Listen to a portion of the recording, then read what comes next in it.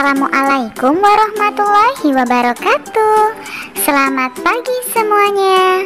Apa kabarnya hari ini? Nah, masih semangat ya belajarnya hari ini? Sebelum belajar, marilah kita bersama-sama berdoa. Berdoa menurut agama dan kepercayaan masing-masing. Berdoa dimulai.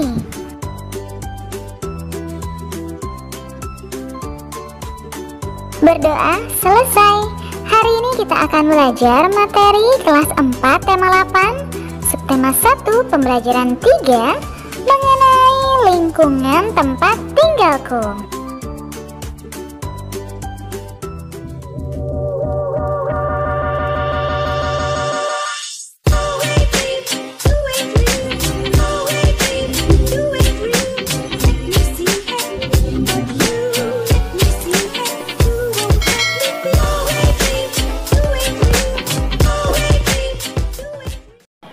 Adapun tujuan pembelajaran kita hari ini yaitu yang pertama, mengetahui informasi dari teks bacaan, yang kedua, menuliskan laporan hasil pengamatan, dan yang ketiga, mengetahui keragaman setiap individu.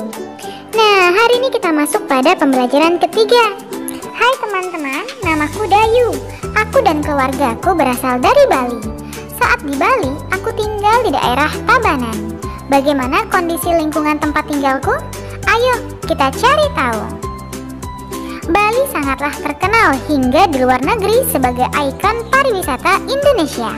Bali memiliki potensi pariwisata seperti wisata alam, wisata seni, dan budaya. Provinsi Bali terbagi atas 8 kabupaten dan 1 daerah kota. Tabanan merupakan salah satu kabupaten di Provinsi Bali. Wilayah Kabupaten Tabanan didominasi oleh pegunungan dan pantai. Selain itu, Tabanan terkenal sebagai penghasil beras dan sayuran. Mayoritas penduduknya bermata pencaharian sebagai petani. Namun, penduduk yang tinggal di pantai bermata pencaharian sebagai nelayan. Keadaan alam suatu tempat memengaruhi mata pencaharian penduduknya. Ayo, kita cari tahu lebih lanjut. Sekarang, ayo membaca. Lingkungan memengaruhi mata pencaharian penduduk di suatu daerah. Mata pencaharian penduduk di suatu daerah berbeda dengan daerah lain. Mata pencaharian penduduk di daerah pesisir pantai berbeda dengan penduduk di daerah dataran rendah maupun di dataran tinggi. Simak penjelasannya berikut. Yang pertama, penduduk di daerah pantai bermata pencaharian sebagai nelayan, petani tambak, pedagang, petani garam, dan perajin.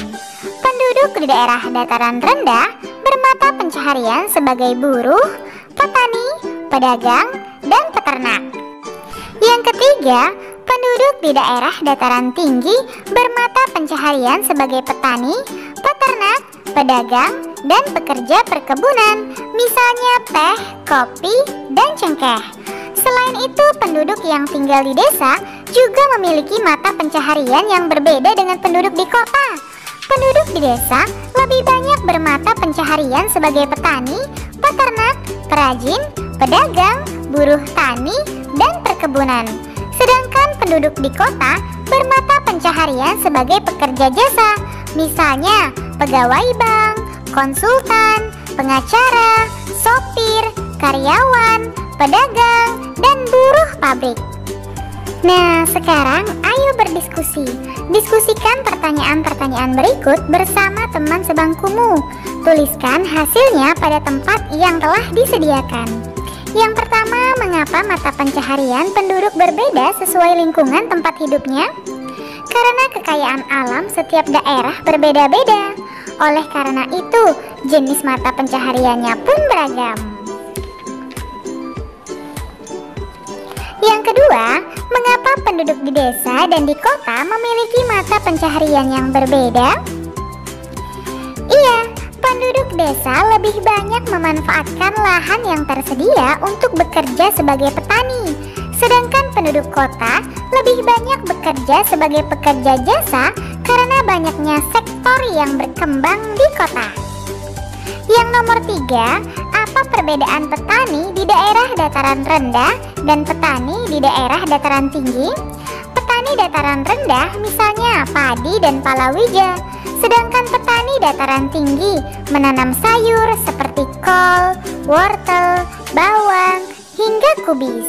Nah, untuk nomor 4, silakan kalian diskusikan bersama orang tuamu. Lalu, tulislah di bukumu masing-masing. Sekarang, ayo mengamati. Bentuklah kelompok terdiri atas 3 siswa. Pilihlah teman yang tempat tinggalnya dekat dengan rumahmu. Amatilah keadaan lingkungan tempat tinggalmu. Apakah termasuk lingkungan kota, perdesaan, pesisir, atau pegunungan? Amatilah pula penduduk di lingkungan sekitar tempat tinggalmu. Kemudian catatlah mata pencaharian penduduk di lingkungan sekitarmu. Buatlah laporan sederhana berdasarkan hasil pengamatanmu. Buatlah seperti contoh berikut. Kumpulkan hasilnya kepada gurumu. Misalnya laporan hasil pengamatan. Nama Dian Arianti, kelas 4 Walid bin Halid. Alamat Jalan Melati Karangan nomor 13. Nah, nama daerah tempat tinggalku adalah Kota Palembang, Sumatera Selatan. Lalu yang kedua, tempat tinggalku termasuk daerah apa? Apakah pantai, dataran rendah, dataran tinggi, atau lingkungan kota? Iya, tempat tinggalku adalah lingkungan kota. Mata pencaharian penduduk di lingkungan tempat tinggalku adalah rata-rata ada dokter, guru, pegawai kantor, pedagang, dan lain-lain. Transportasi penduduk di lingkungan tempat tinggalku adalah motor, mobil, bus, angkutan umum, dan lain-lain. Yang kelima, kesenian di lingkungan tempat tinggalku, misalnya tarian tradisional seperti tari tanggai. Saat libur sekolah, Dayu dan keluarganya berlibur ke rumah nenek. Rumah nenek Dayu berada di Banjar Bukit Catu, Candi Kuning, Batu Riti, Tabanan, Bali. Dayu senang menghabiskan waktu bersama neneknya. Nenek Dayu suka bercerita. Kali ini nenek Dayu akan menceritakan tentang asal mula Bukit Catu. Bacalah cerita berikut ini ya. Bacalah dengan tenang. Judulnya Asal Mula Bukit Catu. Di pedalaman Pulau Bali terdapat sebuah desa yang subur. Di sana tinggal sepasang suami istri. Mereka bekerja sebagai petani. Menjelang musim panen, si suami berkata kepada istrinya, "Jika nanti hasil panen kita melimpah, buatlah tumpeng nasi yang besar. Kemudian undanglah tetangga untuk makan bersama." Istrinya pun setuju. Kedua suami istri itu pun berharap panen mereka melimpah. Tak lama kemudian, harapan mereka terkabul. Si istri menyiapkan tumpeng nasi dan mengundang seluruh penduduk desa untuk makan bersama. Menjelang musim panen berikutnya, si suami berkata lagi kepada istrinya, "Semoga panen kita lebih banyak lagi, kalau bisa 3 kali lipat dari sebelumnya. Jika harapanku terkabul, buatkanlah 3 tumpeng nasi yang lebih besar dari sebelumnya." Kemudian, si istri membuat 3 tumpeng dan mengundang seluruh penduduk desa untuk berpesta kembali. Beberapa hari kemudian, si suami pergi ke sawah. Dalam perjalanan, ia melihat seonggok tanah yang berbentuk seperti catu. Catu adalah alat penakar nasi yang terbuat dari tempurung kelapa. Aneh sekali. Sepertinya kemarin gundukan tanah ini tidak ada, gumam si suami. Setelah pulang dari ladang, ia bercerita kepada istrinya. Kemudian ia mengajukan usul kepada istrinya. "Istriku, bagaimana kalau kita membuat beberapa catu nasi? Siapa tahu kalau kita membuatnya, hasil panen kita akan semakin melimpah." Sejak saat itu, si istri rajin membuat catu nasi. Setiap catu nasi yang dibuatnya, ia niatkan untuk menambah hasil panennya. Namun ada keanehan yang terjadi. Saat pergi ke sawah, onggokan tanah yang ia temukan sebelumnya semakin membesar. Rupanya, setiap si istri membuat catu nasi, saat itu pula onggokan tanah membesar. Sepasang suami istri pun tidak menyadarinya.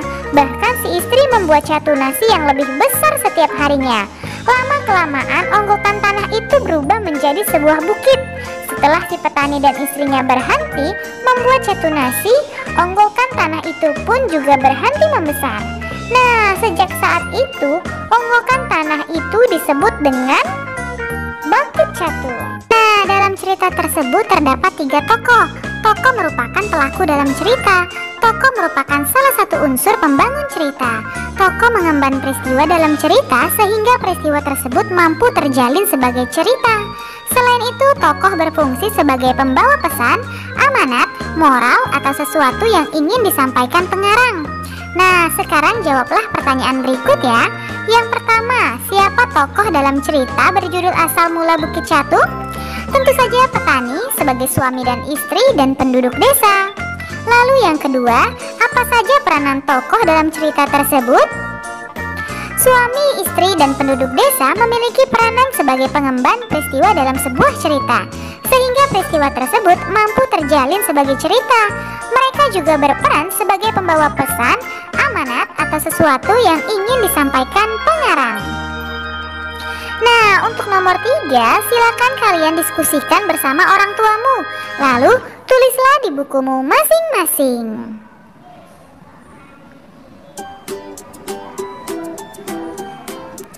Dayu sangat senang mendengarkan cerita nenek.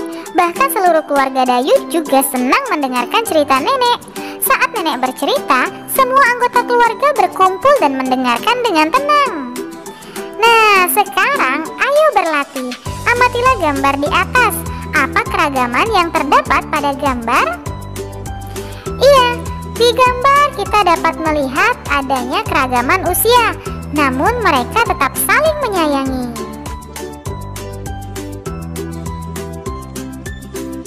Keragaman berarti bermacam-macam atau berjenis-jenis. Pada manusia, keragaman yang dimaksud adalah perbedaan yang dimiliki oleh setiap individu. Perbedaan pada individu itu ada karena setiap manusia memiliki ciri khas tersendiri. Dengan demikian, keragaman karakteristik individu berarti perbedaan ciri-ciri khusus pada setiap manusia. Keragaman karakteristik individu dapat berupa keragaman fisik. Keragaman fisik dapat meliputi warna kulit, jenis rambut, tinggi dan rendah badan, serta berat badan. Selain keragaman fisik, juga terdapat keragaman kegemaran dan keragaman sifat. Nah, sekarang ayo mengamati. Amatilah keragaman fisik dalam keluargamu, lalu lengkapi tabel berikut sesuai dengan hasil pengamatanmu. Misalnya, anggota keluarga ada ayah. Warna kulit ayah adalah coklat tua. Lalu bagaimana dengan jenis rambut ayah? Ikal keriting. Tinggi badan ayah yaitu sekitar 170 cm dan berat badan ayah yaitu 65 kg. Untuk yang lainnya, silakan kalian diskusikan bersama orang tuamu. Lalu, tulislah di bukumu masing-masing. Untuk nomor 3, silakan kalian tulislah kesimpulan dari hasil pengamatanmu pada tempat yang telah tersedia. Sekarang, ayo renungkan, apa yang telah kamu pelajari hari ini? Dalam keluargamu pasti terdapat keragaman, bukan? Lalu bagaimana keluargamu menyikapi keragaman yang ada? Coba jelaskan alasannya. Untuk kerjasama dengan orang tua, lakukan wawancara kepada kedua orang tuamu. Tanyakan mengenai cerita rakyat yang ada di daerahmu. Tulislah ceritamu dalam buku tugas. Bacakan hasilnya di depan teman-temanmu. Selamat belajar ya anak-anak, tetap semangat. Terima kasih, kalian sudah menyelesaikan materi hari ini dengan baik. Kamu memang anak pintar. Ayah bunda, terima kasih ya sudah mendampingi Ananda hari ini. Semoga Ananda memahami materi pembelajaran hari ini dengan baik. Jangan lupa untuk membereskan perlengkapan belajar. Berterima kasihlah kepada kedua orang tua, serta berdoalah setelah belajar. Terima kasih. Sampai bertemu di materi selanjutnya. Dadah. Wassalamualaikum warahmatullahi wabarakatuh.